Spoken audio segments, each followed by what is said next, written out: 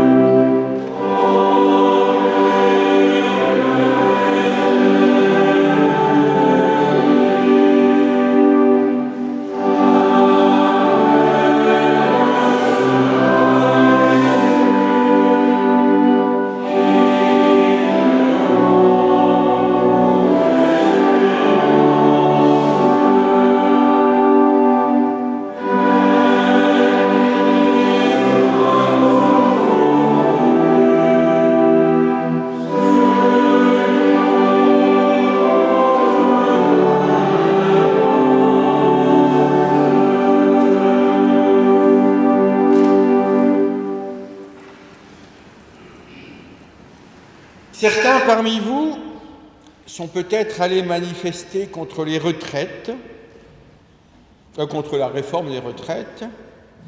D'autres s'y sont refusés.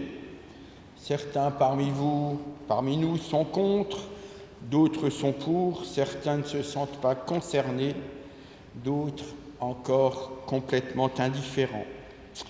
Bien, ce matin, je suis chargé de partager avec vous une réforme bien plus consensuelle. Je vous annonce la retraite à la naissance.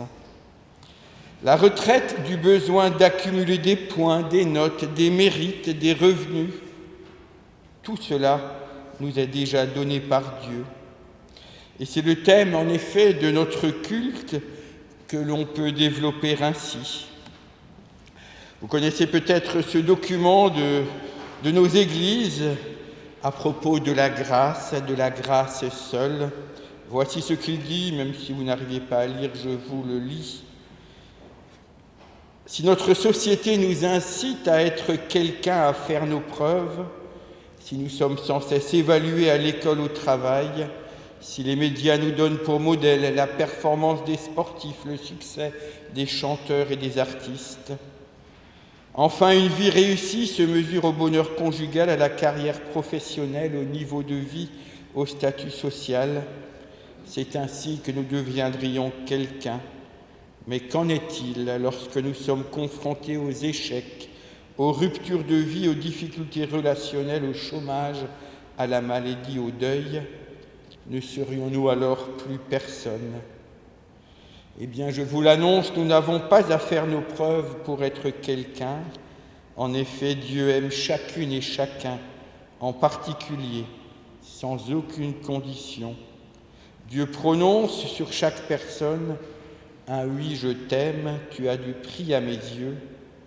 Cet amour n'est pas du même ordre que nos amours humains, qui peuvent s'atténuer, prendre fin, voire s'inverser en haine. Il s'agit au contraire d'un accueil et d'une fidélité inébranlable. C'est ce qu'on appelle la grâce. Rendons grâce à Dieu pour sa grâce par notre chant.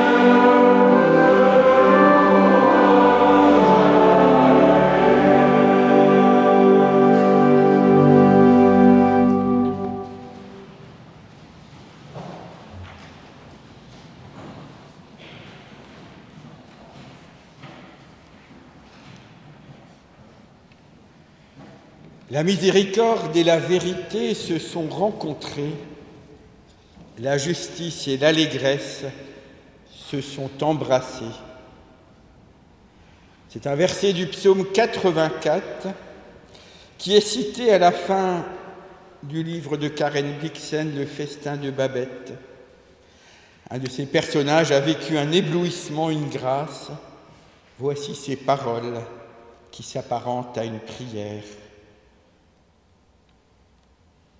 L'homme a la vue courte.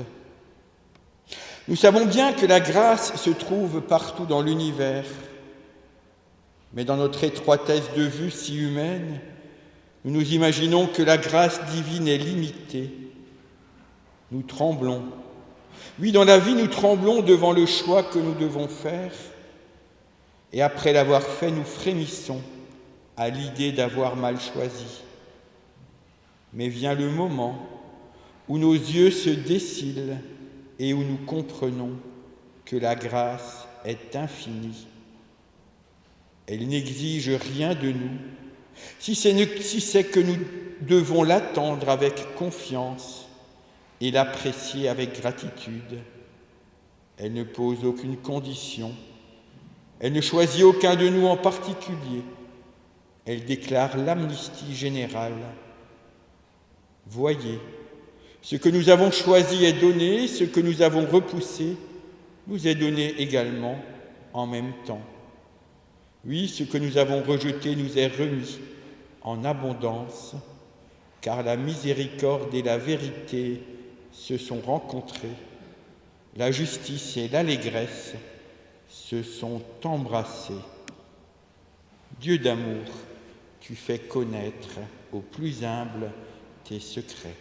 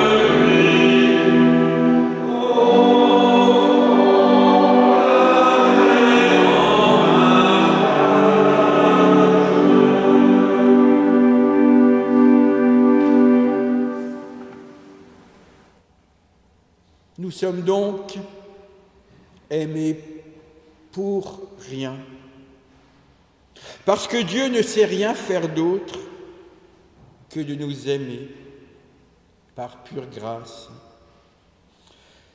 Mais comment vivons-nous cette affirmation bouleversante? Comment l'intégrons-nous dans notre regard sur nous-mêmes comme sur les autres? Ne réactivons-nous pas dans nos relations sans cesse le mérite? Ne cherchons-nous pas encore à être quelqu'un, à croire que nous aurions encore à faire des preuves? Demeurons en silence et méditons ce qui nous sépare encore de l'accueil de cette grâce infinie.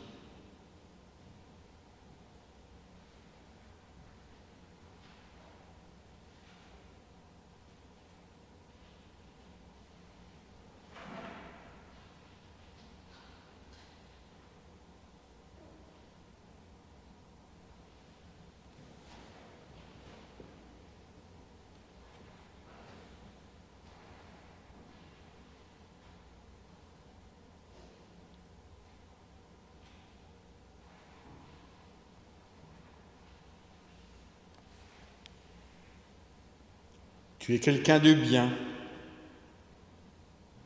Oui, mon frère, ma sœur, tu es quelqu'un de bien. Je ne te fais pas ici un compliment. Je te dis seulement ta vérité devant Dieu. Devant Dieu, tu n'as plus besoin de paraître, de chercher à te mettre à ton avantage, à te glorifier, car c'est Dieu qui t'a glorifié. Il te prend tel que tu es, ou, comme le dirait Joachim, tu es accepté. Mon Dieu, dans ta grâce immense qui dure éternellement.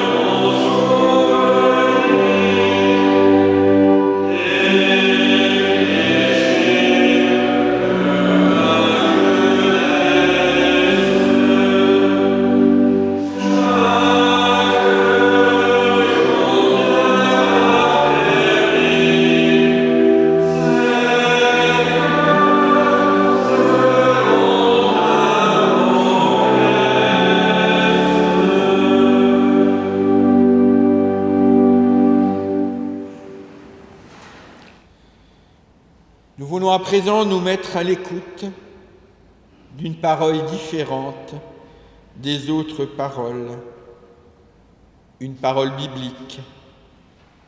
La Bible est comme une plante enracinée profondément dans la terre, et Dieu est comme cette terre qui a nourri de ses nutriments cette parole. Seigneur notre Dieu, donne-nous à présent l'attention par ton esprit à cette parole. Donne-nous de savoir l'écouter, avec la conscience que cette parole a grandi en toi et que par elle, c'est toi qui veux nous parler. Amen.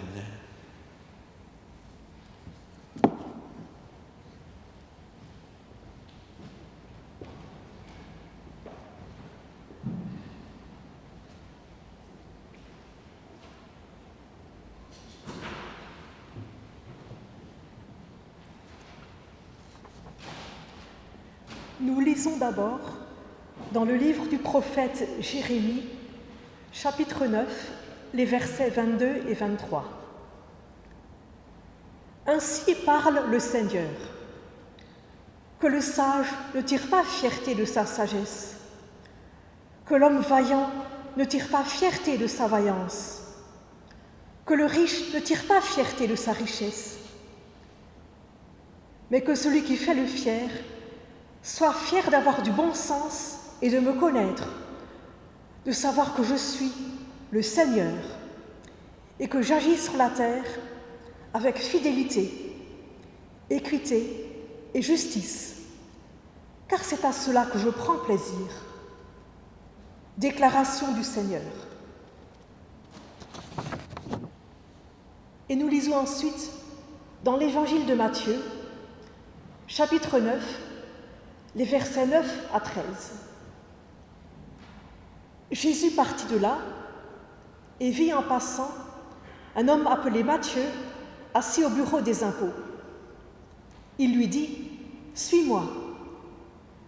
Matthieu se leva et le suivit. Jésus prenait un repas dans la maison de Matthieu.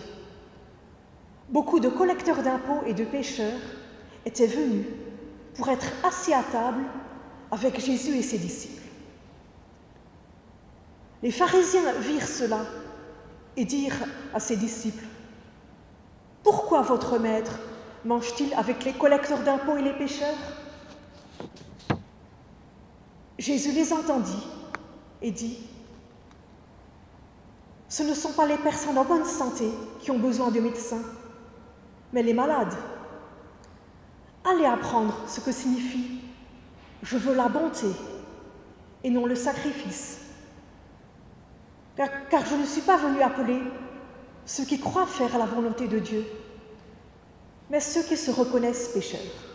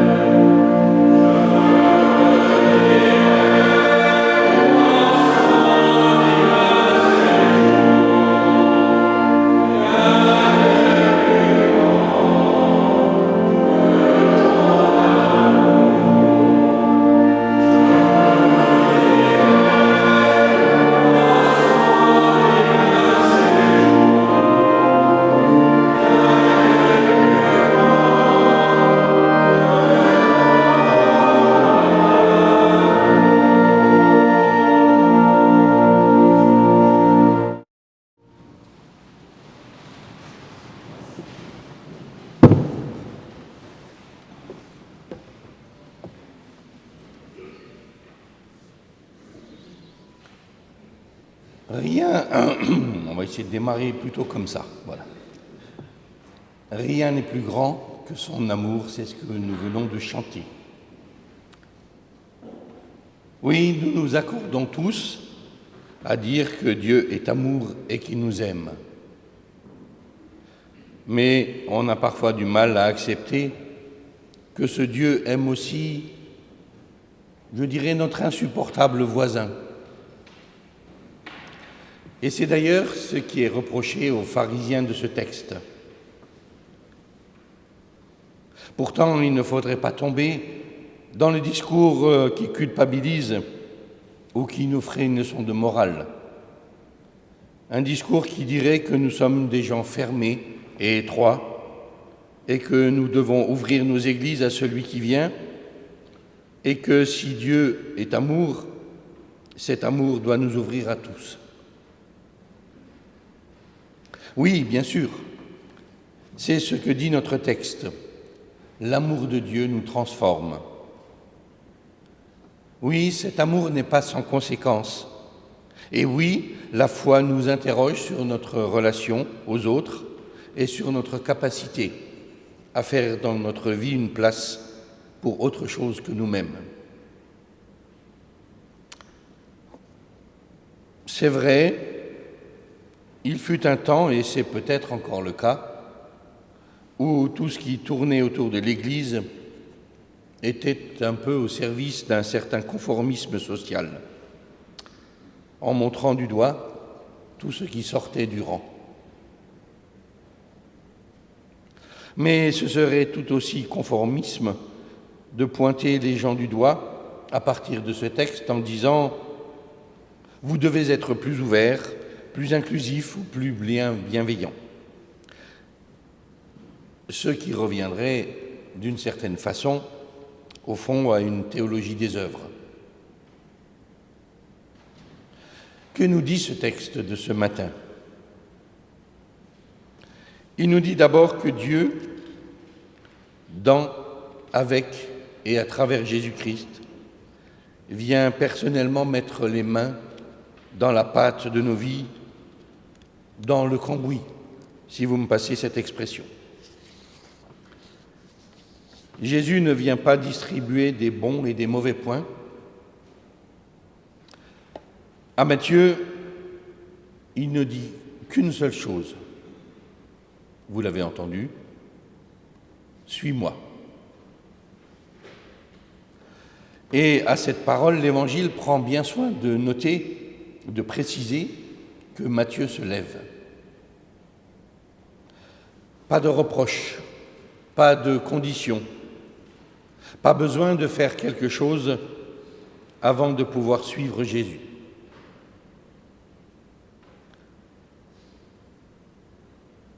Ah si, peut-être une seule. Se lever, se mettre debout. Et le mot en grec ici utilisé évoque un autre thème, celui de la résurrection. Matthieu va naître à une vie nouvelle. Et Jésus pose une parole qui change la vie de Matthieu.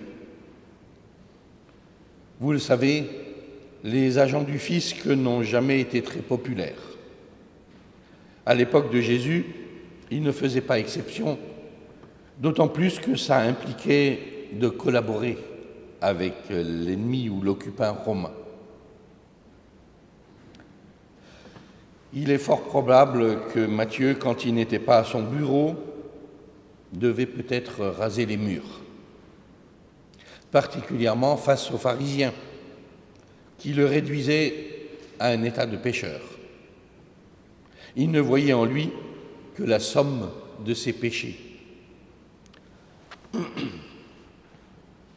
Il est intéressant de relever que dans la Bible, en hébreu, comme en grec d'ailleurs, il n'y a pas de mot pour dire péché, en tout cas au sens de faute morale, comme on le comprend habituellement. Quand le Nouveau Testament, comme dans notre texte, utilise le mot de pécheur, le mot grec signifie ce qui est sensible, en deux mots. Le péché, tel que l'entend le Nouveau Testament, signifie rater la cible, passer à côté, avoir manqué le but. Peut-être était-ce le cas de Matthieu et de tous ceux qui, avec Jésus, partagent le repas. Peut-être était-il tout simplement en recherche et ne trouvait pas de réponse auprès de ceux qui savaient mieux, tout mieux. Jésus va voir Matthieu et lui parle. Jésus crée une relation. Et dans cette relation, Matthieu devient quelqu'un, comme il a été dit tout à l'heure. Matthieu est rendu à lui-même. Il n'est pas réduit à son métier, à sa situation, à son statut politique ou social. Il n'est pas réduit à une identité dans laquelle il serait enfermé. Pour Jésus, il est un homme appelé Matthieu, et pas d'abord le collecteur des taxes pour les Romains. Voilà de quoi méditer, à une époque où l'identité, souvent réduite à un seul élément, qu'il soit national, religieux, sexuel, devient facteur de division, de séparation et d'égocentrisme. En un sens, Matthieu est débarrassé de cette identité qui l'empêche de vivre. Dans la rencontre avec Jésus, il est libéré et il se lève. Un mouvement qui continue dans le fait de suivre Jésus-Christ. Avec Matthieu est décrit ici toute la symbolique de la foi qui écoute. Relation, transformation et suivance de Jésus le Christ.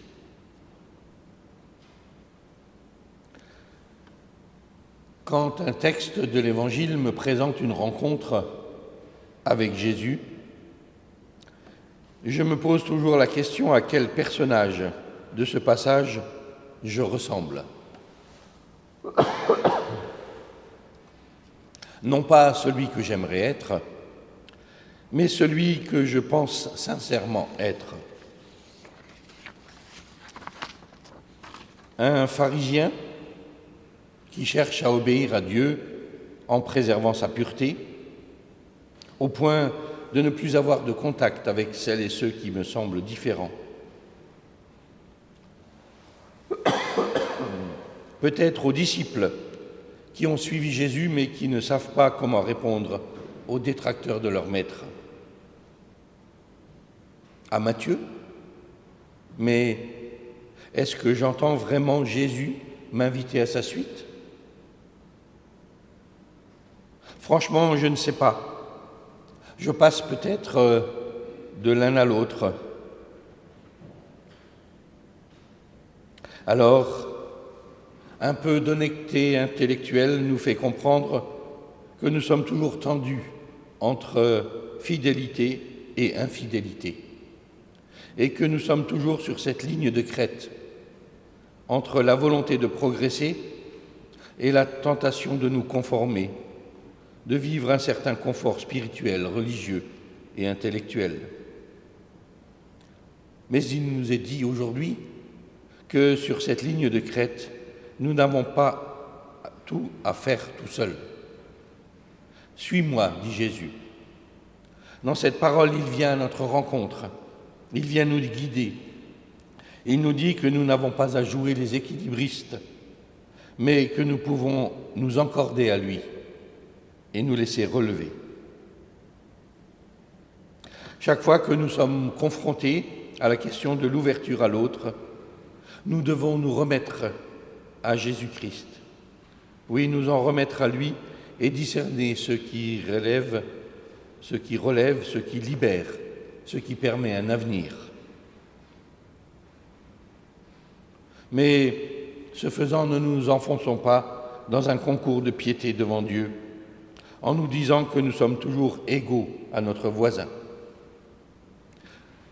mais que dans, avec et à travers Jésus-Christ, nous sommes appelés à écouter, à être transformés, à être relevés et à suivre Jésus-Christ. Mais vers où? Dans notre récit de ce matin, suivre Jésus amène Matthieu à organiser, en tout cas à participer à un repas. C'est une dimension indissociable du message de l'Évangile. Partager un verre, un apéritif, un repas complet, les uns avec les autres, tout cela fait partie de la vie de la foi. C'est prendre du temps pour les autres, dans la préparation, mais aussi dans la relation, les échanges, le partage et le rangement. Alors, laissons-nous soigner par Jésus le Christ en nous laissant inviter à sa table. Amen.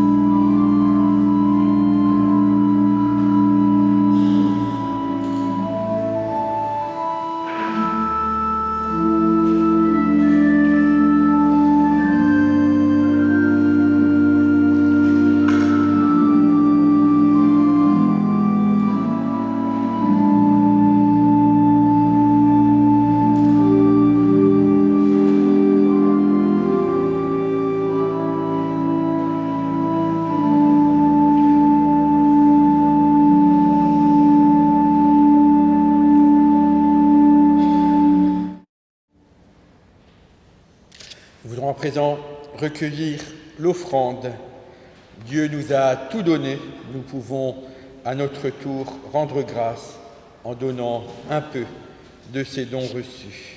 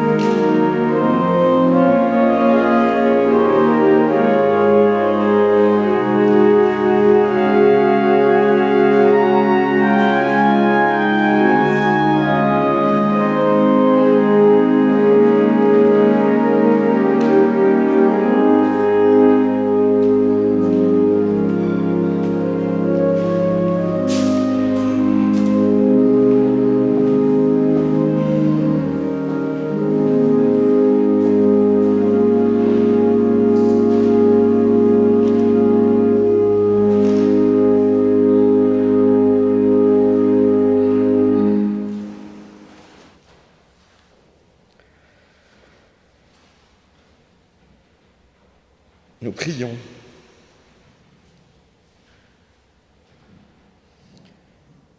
Dieu notre Père, nous te rendons grâce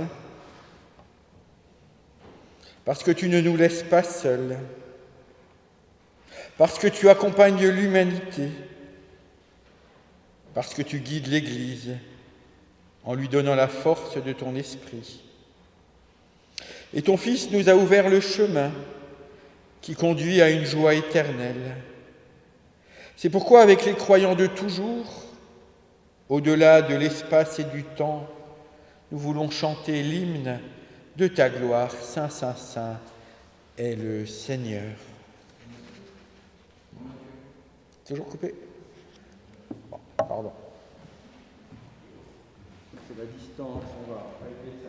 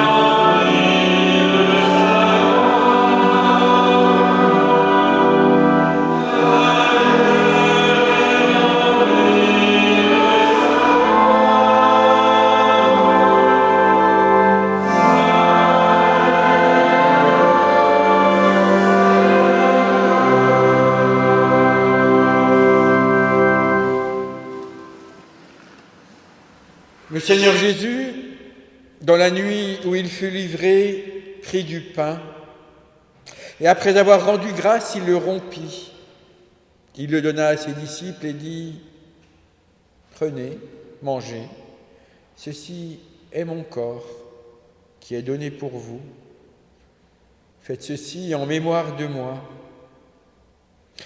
De même, après le souper, il prit la coupe et après avoir rendu grâce, il la leur donna et dit : « Buvez-en tous, ceci est mon sang, le sang de l'alliance nouvelle répandu pour vous en rémission des péchés.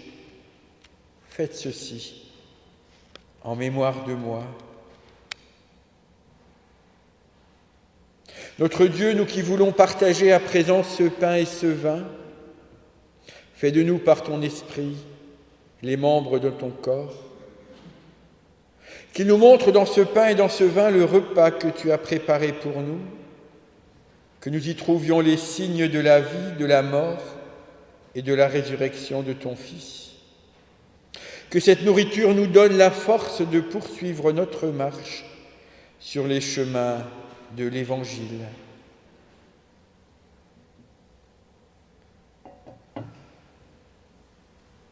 Ce pain que nous rompons est la communion au corps de notre Seigneur Jésus-Christ.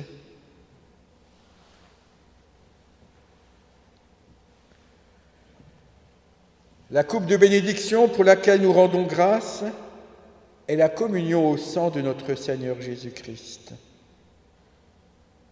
Christ est venu, Christ est né, Christ a souffert, Christ est mort, Christ est ressuscité.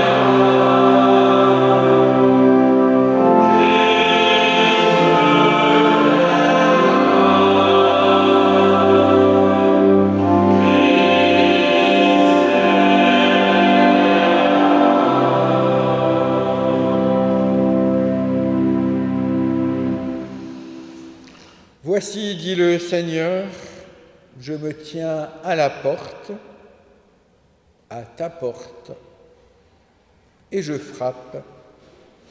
Si quelqu'un entend ma voix et ouvre la porte, j'entrerai chez lui, je prendrai le repas avec lui et lui avec moi. Frères et sœurs, chacune et chacun d'entre vous est invité à la table du Seigneur. Tout est prêt. Vous pouvez vous avancer en cercle à partir de l'autel.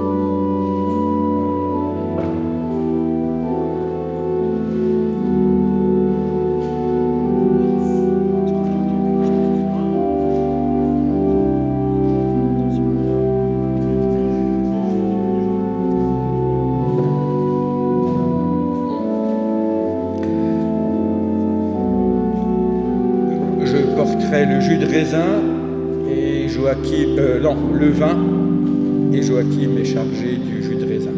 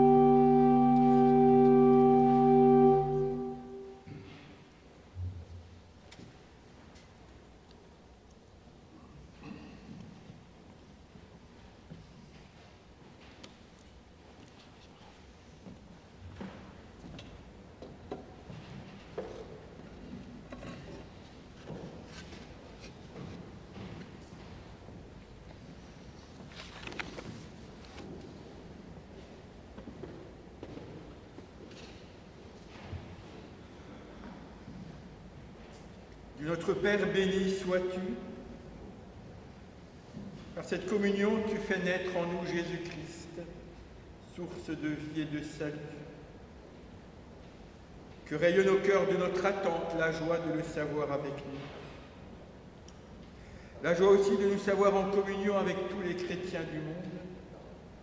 C'est dans cette communion que nous voulons dire ensemble: Notre Père qui es aux cieux, que ton nom soit sanctifié, que ton règne vienne, que ta volonté soit faite sur la terre comme au ciel. Donne-nous aujourd'hui notre pain de ce jour.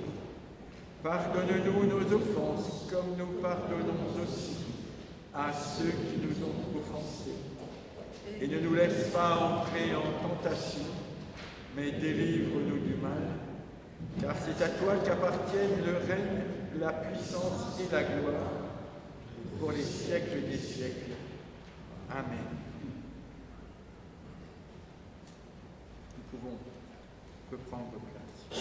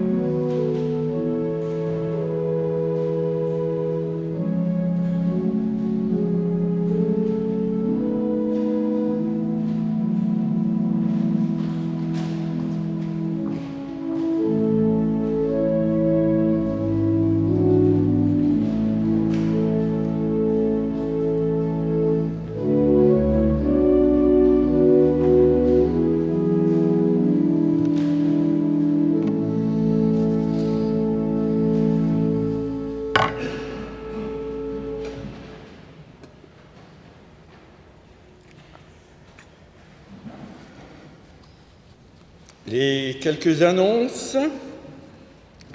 Alors mardi soir, nous avons rencontre du groupe de coordination de la dynamique mulhousienne avec ses 19 délégués. Ce sera à 19h30 à Saint-Marc.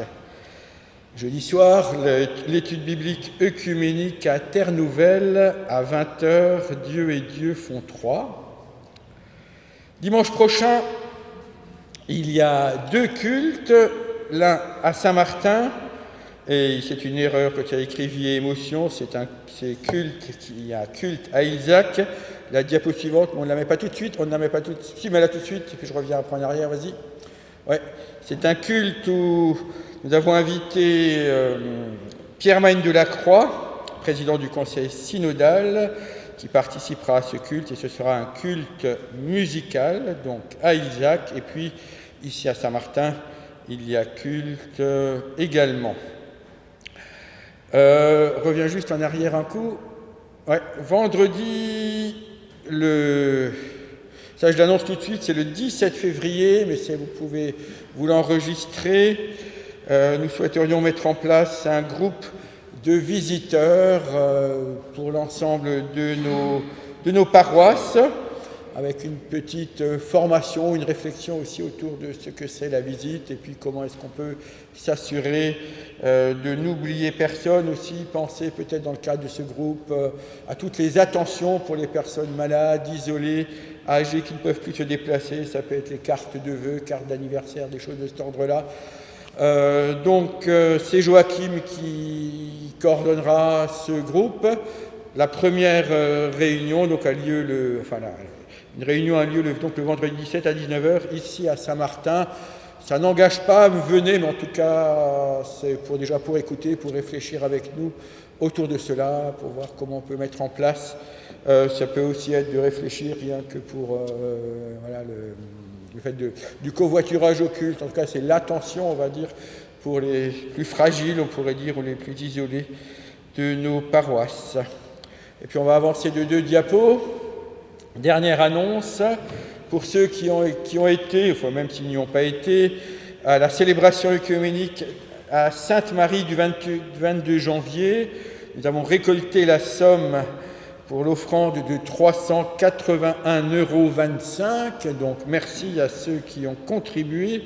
Et cette somme a été adressée à 3 organismes par tiers, aux écoles chrétiennes du Liban, via la Fondation du protestantisme, à la Fondation pour l'éducation ukrainienne et à l'Union générale arménienne de bienfaisance.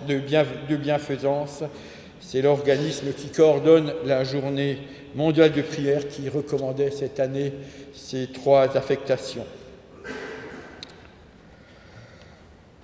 Si Dieu pour nous s'engage, Oui.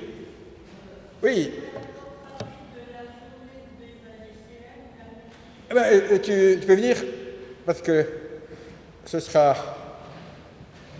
plus...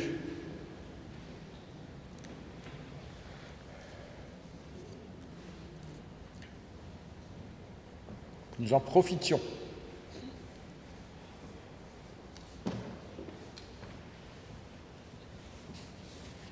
Jeudi prochain, toute la journée, de 9h du matin à 15h, à 17h. Il y a une journée qui est organisée à Teilhard-de-Chardin par les AJCM, les Amitiés judéo-chrétiennes de Mulhouse, avec le professeur Dan Jaffé, qui est donc franco-israélien, qui parle parfaitement le français, mais qui est professeur à l'université Bar-Milan ou quelque chose à Tel Aviv. Et il parlera du regard juif sur les Écritures, sur la manière de comprendre les Écritures. Donc ça se passe, on peut y venir toute la journée, 30 €. On peut y venir seulement le matin, seulement l'après-midi. Et à midi, on va manger, si on le veut, à la communauté israélite. Et c'est 15 € le repas, et c'est un repas cachère. Mais ça se mange, hein, même quand on n'est pas cachère. Merci. Donc, oui, vas-y. Oui, ouais, le 3 mars, voilà, je ne le dis pas chaque semaine, mais on a bien en tête. Et puis aussi que toutes ces informations, sauf celles de jeudi, on essaye de les mettre le plus régulièrement possible sur le site internet. Voilà. N'hésitez pas, si Dieu pour nous s'engage, alors nous allons prendre le dernier chant.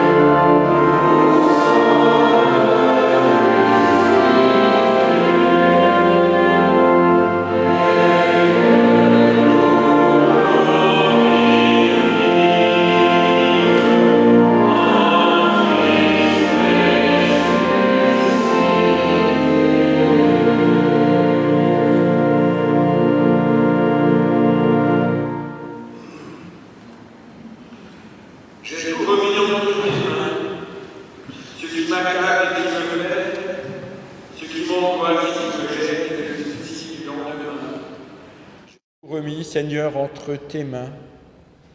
Que ce soit la joie, la tristesse, la pauvreté ou la richesse, et tout ce que jusqu'ici j'ai craint, j'ai tout remis entre tes mains. Que ce soit la mort ou la vie, la santé ou la maladie, le commencement ou la fin, j'ai tout remis entre tes mains, car tout est bien entre tes mains. Frères et sœurs, que la paix de Dieu, qui dépasse tout ce que nous pouvons comprendre, garde vos cœurs et vos pensées dans le Christ Jésus. Allez maintenant dans sa paix. Amen.